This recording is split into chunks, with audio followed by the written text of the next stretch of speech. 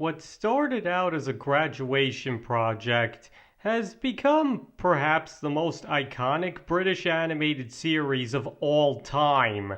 Created by Nick Park, Wallace and Gromit has been making people laugh since 1989, whether they're going to the moon in search of cheese, fighting a penguin, robot, or serial killer that's out to use them for their own nefarious purposes, or even having to stop a giant were-rabbit from ruining the all-important vegetable competition, as well as a ruthless hunter who wants to kill said rabbit. There's no denying that the lovable inventor and his hyper-competent dog have been through their share of adventures over the years, and people love watching them unfold. And today, I'd like to very briefly go over the history of Wallace and Gromit, as well as discuss what I personally believe helps make them so beloved. Now, please do note that this video will be somewhat opinion-based, so if you're looking for something that leans more into facts, then this might not be the video for you. And also, there will be spoilers ahead for all 4 Wallace and Gromit shorts, as well as The Curse of the Were-Rabbit. So in case you haven't seen one of those yet and don't want anything ruined, you might just want to come back to this video another day. Okay, so as I touched on at the start, Wallace and Gromit started out as a project that Nick Park was planning on presenting at his graduation from animation school. However, because stop motion is notoriously difficult to animate, especially when you have to do everything entirely by yourself, Park wasn't quite able to finish it on time.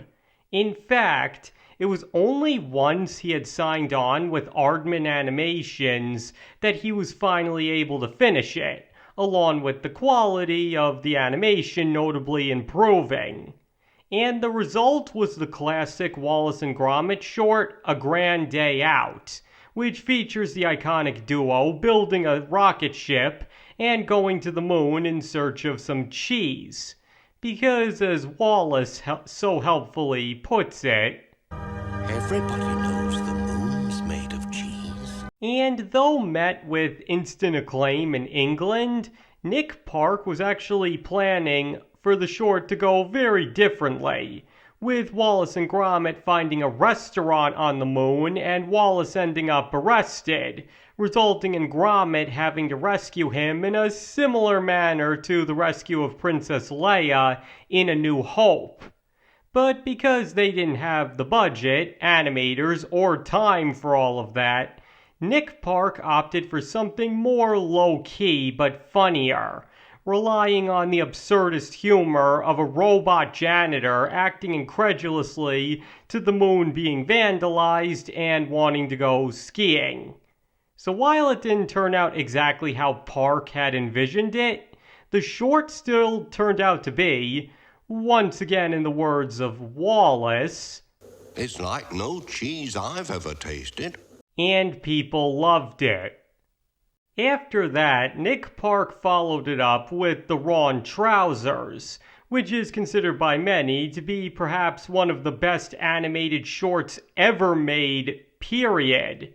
And I do have to agree that this was definitely the best Wallace and Gromit short, especially with such gems as It's no use prevaricating about the bush. It's the wrong trousers, Gromit, and they've gone wrong. And the last 5 minutes in particular are absolutely perfect. From Gromit confronting Feathers and Feathers pulling out the gun to Wallace and Gromit's escape from the wardrobe and the entire miniature train chase. This is a heist movie parody at its absolute best and makes for a pretty thrilling viewing even on its own.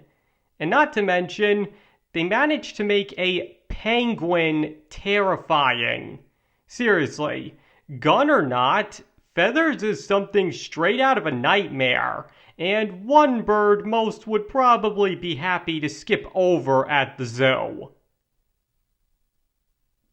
And then there's A Close Shave, which just might be most famous for introducing the beloved Shaun the Sheep, and for the story of Nick Park accidentally leaving the Wallace and Gromit models from the short in the back of a taxicab in New York.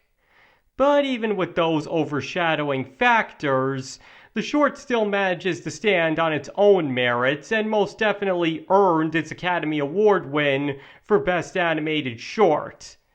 Besides, this short also has its fair share of iconic and funny moments, including but not limited to... Not even Wensleydale. Off with you. Oh. And not to mention, how do you top a scary-looking penguin unexpectedly pulling out a gun? Why, having a terrifying guard dog be revealed to be a robot, of course. Seriously, one has to wonder if Nick Park took Jim Henson's quote about it being healthy for children to be scared a bit too seriously. And then there was Wallace and Gromit's cracking contraptions, which were basically 1 to 3 minute clips of Wallace inventing something that in some way inevitably goes wrong. And after that, it was The Curse of the Were-Rabbit. Now loved by some and hated by others for being too Americanized, I personally believe that this movie isn't given enough credit by some Wallace and Gromit fans. I mean, this movie takes what was best about all of the previous shorts and makes for perhaps one of the best parodies of horror movies out there. I mean, this is the movie that gave us such classics as... This was arson. Arson? Aye, someone arsing around. I'm just crackers about cheese. Me cheese! That is a bit odd. Lovely food. For rabbits, that is. It's off to bunny heaven for you, big ears.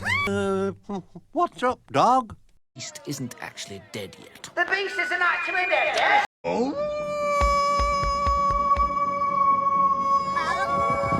It's the toxins coming out. I mean, when you really get down to it, this is a very funny movie, with some scenes almost being funnier for adults than for kids. And not to mention, it uses its new characters very effectively, both being memorable and important, but never taking away from the titular duo, especially Lady Toddington. I believe that as a love interest for Wallace, she works perfectly, particularly because she's written to be the type of person that you could believe would develop feelings for somebody like him. In other words, the chemistry between them is spot on, especially given the open-endedness of their relationship. And a similar case can be made for Victor too, because unlike the previous silent but menacing threats the duo had to face, Victor is more openly rude and malicious as befitting a cinematic outing, but is also more comical in nature, getting humiliated at almost every turn with nothing ever going his way. And I also once again have to agree with Nick Park. When are you ever going to get to see Wallace, of all people, get to beat up the bad guy like that again?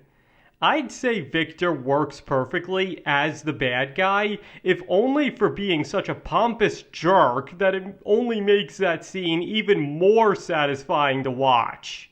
It may be horrifying for the characters, but the audience is loving every second of it. But if we're talking about characters from this movie, then there's one that simply can't be overlooked. Oh, I do like a bit of gorgonzola. Oh, the bounce has gone from his bungee. Charming. I'm Wallace. Geronimo! Good night, Gromit. Job well done, lad. Smashing Wensleydale. Lovely food. For rabbits, that is. Don't forget the crackers. Seriously, I can't get enough of this guy. Even if you want to discard everything else, I'd say this movie deserves more love, if only for Hutch alone. He's just endearingly hilarious, plain and simple. And then finally, we have A Matter of Loaf and Death. And if I'm being honest, I don't really get what Nick Park was thinking here. Because I'll freely admit that this is actually pretty disturbing and unsettling, especially for something aimed at kids. Even The Curse of the Were-Rabbit, despite being a movie that could have gotten away with a lot more, was lighter in tone than this. In fact, that's what I believe to be another strength of the movie as well.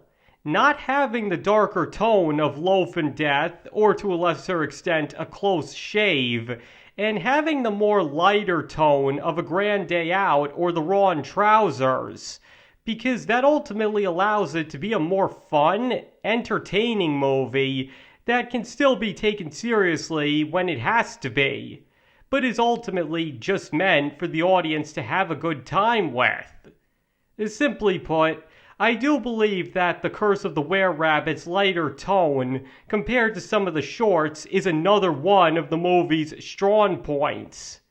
But getting back to A Matter of Loaf and Death, it's still definitely worth some merits, and I must admit contains perhaps my favorite Wallace and Gromit quote ever. And I'm not a fruitcake, am I, lad? I love the way Peter Sallis delivers that line. And speaking of which, that's actually what I believe to be one of the most crucial elements to Wallace and Gromit's overall success. Peter Sallis as Wallace. A respected actor in his own right, Nick Park offered Sallis £50 to voice Wallace in A Grand Day Out. And not only did he agree to do it, despite Park being a nobody in animation school, but told him to donate the money to charity instead. And after the success of A Grand Day Out, he stuck with the role faithfully for the next 20 years until ill health forced him into retirement. The last time he ever voiced Wallace was on a short-lived TV show called Wallace and Gromit's World of Invention, before dying in 2017 at the age of 96. And I just think that Sallis gave this kind of energy, a lovableness to Wallace that nobody else could have. I mean, could you really picture anybody else saying things like, That's it, cheese. We'll go somewhere where there's cheese. Wensleydale. No crackers, Gromit. We've forgotten the crackers. The bouncer's gone from his bungee. I'm in the mood for food. or any of Wallace's other iconic lines? Or take in The Curse of the Were-Rabbit. As Wallace, Sallis is required to deliver an emotional range never seen from the character before, and he pulls it off with flying colors. Whether it's Wallace being mad... So where did you get to, lad? I thought I told you to stay put. It's gone mad around here. sad, I don't want to be a giant rabbit. or terrified, You gotta help me, Gromit. Hide me. Anything. Sallis most definitely proved to be up to the task, both as Wallace and Hutch. And I always particularly liked when Victor confronts Wallace in the woods right before trying to fight him. It's amazing how Sallis is able to so convincingly make Wallace come across as so innocent. I mean, he both genuinely has no idea why Victor is so mad at him, I know exactly what's going on. Your lordship. and finds the thought of wooing Lady Toddington for her money to be absolutely absurd and something that you can tell never crossed his mind. Con an innocent woman out of her fortune. Who, me? And all of that is made so crystal clear simply through the way Sallis delivers his lines. Right-o. I'll be off then. Ta-ta. Or take this scene from earlier in the movie. Now for a great big plate of vegetables. The way Wallace goes out of his way to hide his disappointment is honestly hilarious, and it's only made even better by the way Salas delivers the line. In that one word, it's so obvious that Wallace would rather be eating anything else, but is trying really hard to put on an act because he doesn't want to upset Gromit. To put it simply, I believe that when Nick Park wrote a script and Salas read it, magic was bound to happen more often than not. And that's why I believe it was a smart move on Nick Park's part to stop using the characters so much once Salas retired. Because I'm not trying to take away anything from Ben Whitehead, as he's an extremely talented voice actor, but he just simply can't be Peter Salas.